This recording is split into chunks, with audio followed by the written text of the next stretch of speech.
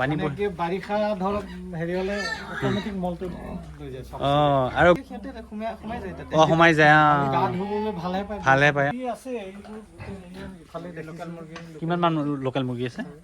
এতিয়া মানে 70টামান আছে এইফালে 70 আছে ন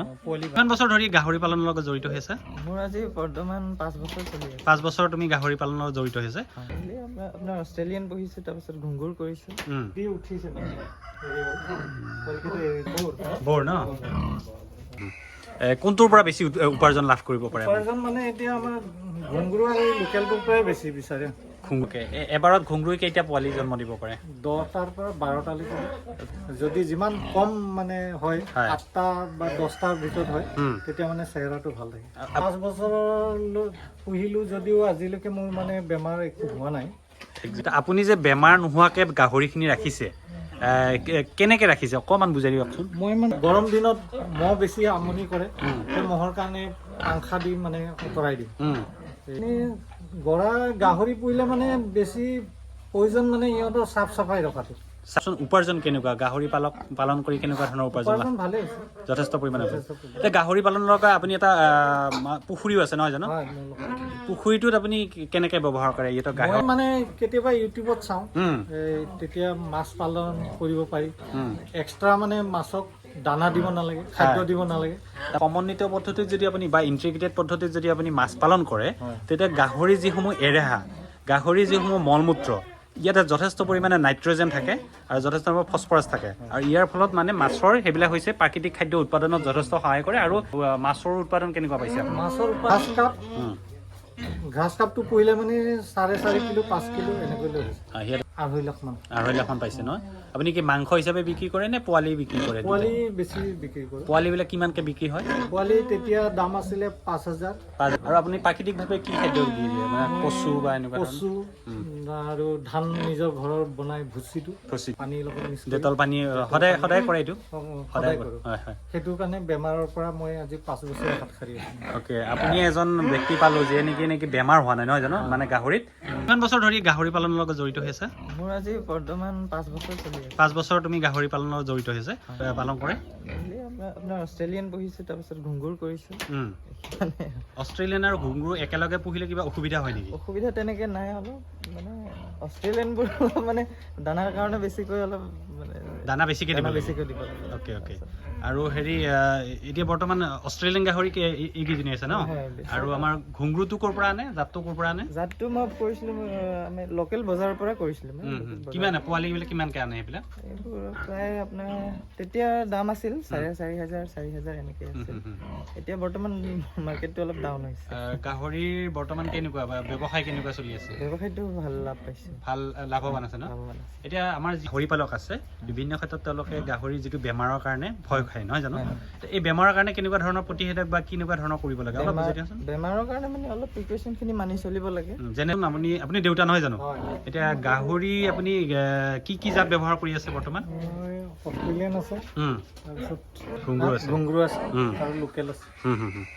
কোনটোৰ পৰা বেছি উপাৰ্জন লাভ কৰিব পাৰে উপাৰ্জন মানে এতিয়া আমাৰ ঘুংগুৰ আৰু লোকেলটোৰ পৰাই বেছি বিচাৰে ঘুংগুৰ আৰু লোকেলটোৰ পৰা ন আৰু মানে আমাৰ অষ্ট্ৰেলিয়ানৰ কেনেকুৱা অষ্ট্ৰেলিয়ানৰ এইটো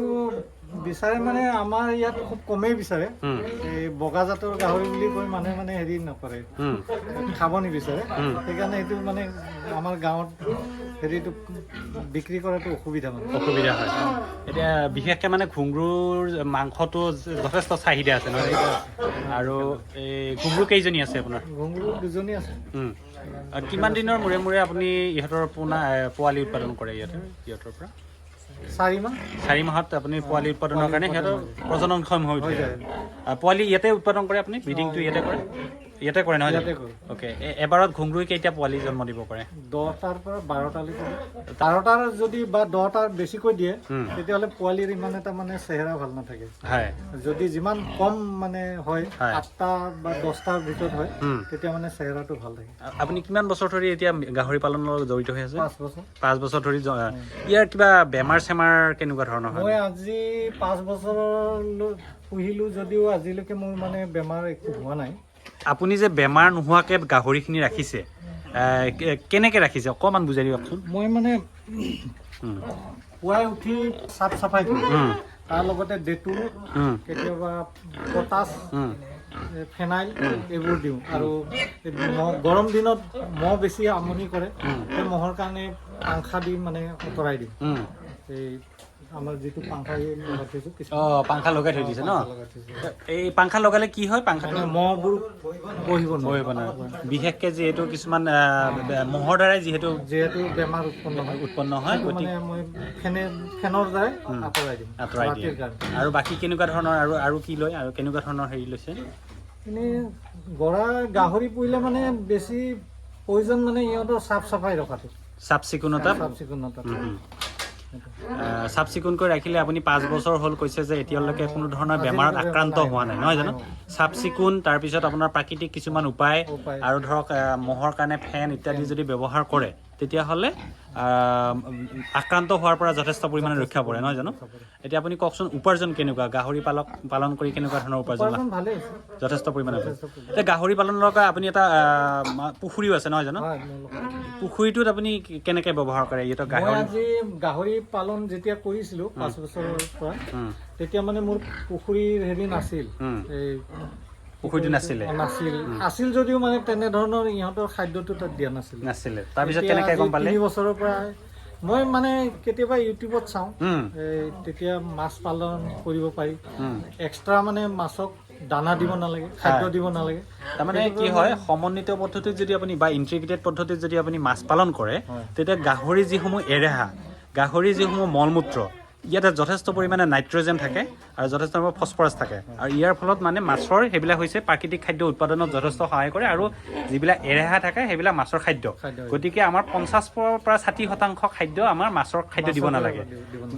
গতিকে তাৰপিছত আমাৰ এই গাহৰি পালনৰ লগত সেইটো কৰিলে এইটোৱে সুবিধা যে মাছক কোনো ধৰণৰ খাদ্য যোগান নধৰিলেও হৈ যায় তাৰপিছত আৰু মাছৰ খোৱাটো যথেষ্ট হয় নহয় জানো আৰু কেনেকুৱা ধৰণৰ মাছৰ উৎপাদন কেনেকুৱা পাইছে মাছৰ উৎপাদন মই যাতে 50 গ্ৰামৰ পোনাটো যদি এৰা যায় তেতিয়া বছৰত মানে কমেও 1 কিলো হৈ যায় 1 কিলো 1.5 কিলো হৈ যায় আহে কিন্তু ঘাস কাপটো পুহিলে মানে 4.5 কিলো 5 কিলো এনেকৈ লৈ সিহঁতে যথেষ্ট পৰিমাণে খাদ্য খায় নহয় জানো এতিয়া আপোনাৰ এই গাহৰিৰ পৰা উপাৰ্জন যোৱাবাৰ কিমান মান আহিছিলে মোৰ যোৱা বছৰ আহিলে 2.5 লাখ মান পাইছে নহয় আপুনি কি মাংস হিচাপে বিক্ৰী কৰে নে পোৱালি বিক্ৰী কৰে পোৱালি বেছি বিক্ৰী কৰে পোৱালিবিলাক কিমানকৈ বিক্ৰী হয় পোৱালি তেতিয়া দাম আছিলে 5,000 কেইমহীয়া পোৱালি এইটো 1.5 মাহৰ পিছত বিক্ৰী কৰিব 1.5 মাহ 2 মাহতে আপুনি বিক্ৰী কৰে আৰু এটা পোৱালিৰ দাম 5,000 টকাকৈ বিক্ৰী কৰিব পাৰে আৰু গ্ৰাহকসকল ক'ৰ আপোনাৰ পৰা নিব আহে নে আপুনি বিক্ৰী কৰিবলৈ নিব আহে মানে বজাৰত যিবোৰে বিক্ৰী কৰে লোকেল হয় সেইকাৰণে আমাৰ ইয়াৰ লোকেল গাহৰিটো মানে বেছি বিচাৰে আৰু এটা কথা কওকচোন আমাৰ যিসকল গাহৰি পালক আছে তেওঁলোকে খাদ্যৰ ক্ষেত্ৰত যথেষ্ট পৰিমাণে মানে খৰচ কৰিব লগা হয় কেনেকুৱা ধৰণৰ খাদ্য ব্যৱহাৰ কৰিলে আমাৰ পালকসকলে অলপমান কম মানে খাদ্য খোৱালে হ'ব কম খাদ্য মানে যিটো আমাৰ কিনি আনো যিটো কৃত্ৰিম খাদ্য সেইটো খোৱালে গাহৰি সোনকালে চেহেৰাটো ভাল থাকে কাৰণ তাতে যথেষ্ট প্ৰটিন থাকে নহয় আৰু আপুনি প্ৰাকৃতিকভাৱে কি খাদ্য দিয়ে মানে কচু বা এনেকুৱা কচু আৰু ধান নিজৰ ঘৰৰ বনাই ভুচিটো সেনেকৈ মানে কেনেকৈ অলপমান কৈ দিওঁ মানে তৈয়াৰটো কেনেকৈ কৰে তৈয়াৰ মানে সংমিশ্ৰণ কৰোঁ আৰু কেতিয়াবা এই চাউল কিনি আনো বা ঘৰৰ চাউল দি চাউলৰ লগত টুকুৰিটো মিলাই কেনে বইল কৰি দিওঁ বইল কৰি দি দিয়ে মানে বিশেষভাৱে ইয়াতে কৃত্ৰিম খাদ্যটো বেছি প্ৰিফাৰ কৰে কৃত্ৰিম খাদ্য খোৱালে কি হয় ইহঁতৰ বৃদ্ধিটো বেছি হয় নহয় অ'কে আপুনি এতিয়া অষ্ট্ৰেলিয়ান গাহৰি আৰু আমাৰ ঘুংগুৰু বা ধৰক আমাৰ লোকেল জাতৰ যিবিলাক গাহৰি মানে পুহি আছে তাৰ ভিতৰত আটাইতকৈ কোনটোৱে আপোনাক বেছি উপাৰ্জন দিছে মোক এই ঘুংগুৰু আৰু লোকেলটোৱে দিছে ঘুংগুৰু আৰু লোকেলে মানে বেছি আপোনাক উপাৰ্জন দিয়ে না অষ্ট্ৰেলিয়ানটো কি কাৰণত অলপমান হেৰি মানে সিহঁতে খাদ্যটো বেছিকৈ খায় খাদ্য বেছিকৈ খায় বাঢ়নটো কম ইহঁতে যিমান খাদ্য খায় সিহঁতে সিমান খাদ্য মানে বাঢ়নটো বেছি কিন্তু ইহঁতক কিনা খাদ্য যদি দিব পৰা যায় তেতিয়াহ'লে মানে আমাৰ লুজ আছে দামটো বেছি তাৰ সেইকাৰণে মানে আমি এই অষ্ট্ৰেলিয়ানটো পোহাৰ অলপ কম কৰোঁ মাংসৰ কিবা ডিফাৰেঞ্চ আছে নেকি মাংসৰ ডিফাৰেঞ্চ মানে অষ্ট্ৰেলিয়ানটোৰ মাংসটো হেৰি পাতল হয় সোৱাদটো একেই চাহিদা কোনটোত বেছি চাহিদা ক'বলৈ গ'লে এতিয়া আমি ঘুংগুৰু আৰু হেৰিটোতে পাই আছোঁ ঘুংগুৰুটোত যথেষ্ট চাহিদা নহয় আমাৰ যিটো হেৰি ঠিক আছে আৰু গঁৰাল আপুনি গঁৰালটো কি চাফ চিকুণ কৰি ৰাখিব লাগে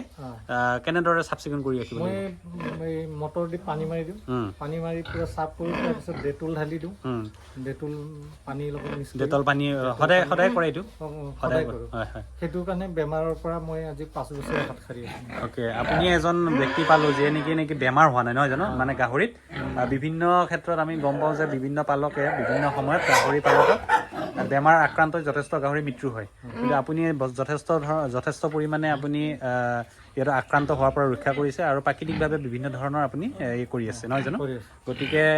আপুনি যিসকল গাহৰি পালক আছে তেওঁলোকক কিবা উপদেশ দিব বিচাৰে নেকি ইমান দিন কাম কৰি আছে গাহৰি পালক মানে এতিয়া যিজন ঘৰত গাহৰি পালি আছে সিহঁতে অলপ এই গঁৰালবোৰ যিটো ৰখা যায় সিহঁতক সেই ঠাইটো মানে মাটি নাৰাখি এনেকৈ পকা কৰি দিব লাগে তলিটো গাহৰি ৰখা তেতিয়া চাফ চাফাই কৰিবৰ কাৰণে ভাল মল মূত্ৰটো আঁতৰাই দিব পাৰি ধুই কিনে আৰু মল মূত্ৰটো পুখুৰীত গৈ পেলাই দিব পাৰি বা ক'ৰবাত উঠাই ক'ৰবাত খাৰ জাত ধৰণৰ কৰিব পাৰি শুকান মাটিত পেলালে তেতিয়াও মানে বেমাৰৰ পৰা হাত সাৰি থাকিব পাৰে আপুনি 1 বছৰত যদি ভালকৈ আৰু এখন ফাৰ্মটো আপুনি ভাল ফাৰ্ম এখন কৰে এজন ফাৰ্মাৰে কিমান টকালৈ উপাৰ্জন কৰিব পাৰে এইটো আপোনাৰ গাহৰি পোহাৰ ওপৰত ডিপেণ্ড কৰিব আপুনি যদি 50টা গাহৰি ৰাখে 1 বছৰত 50টাই কমেও 20,000 বা 15,000কৈ দিলেও আপোনাৰ কিমানখিনিলৈ হেৰি আহিব উপাৰ্জন লাভ কৰিব এতিয়া ডাঙৰ কৰা কিবা পৰিকল্পনা হাতত লৈছেনে ফাৰ্মখন ডাঙৰ এতিয়ালৈকে পৰিকল্পনা মই লোৱা নাই মানে ময়ো কৰ্মকৰ্তা হেৰি আছে সৰু চাকৰি এটা কৰোঁ আৰু দ্বিতীয়তে ল'ৰা মানে আছিল মই সেইটোক লৈ মানে ফাৰ্মটো বনাইছিলোঁ যে ডাঙৰ কৰিম বুলিয়ে ভাবিছিলোঁ এতিয়া মানে সিও মানে এতিয়া মানুহ নাই মোৰ গাহৰিত দানা বা কৰ্মচাৰী ৰাখিলে যথেষ্ট পৰিমাণে উপাৰ্জন হোৱাৰ চান্স থাকে নহয় জানো গতিকে ধন্যবাদ জনাইছোঁ আপোনাক ধন্যবাদ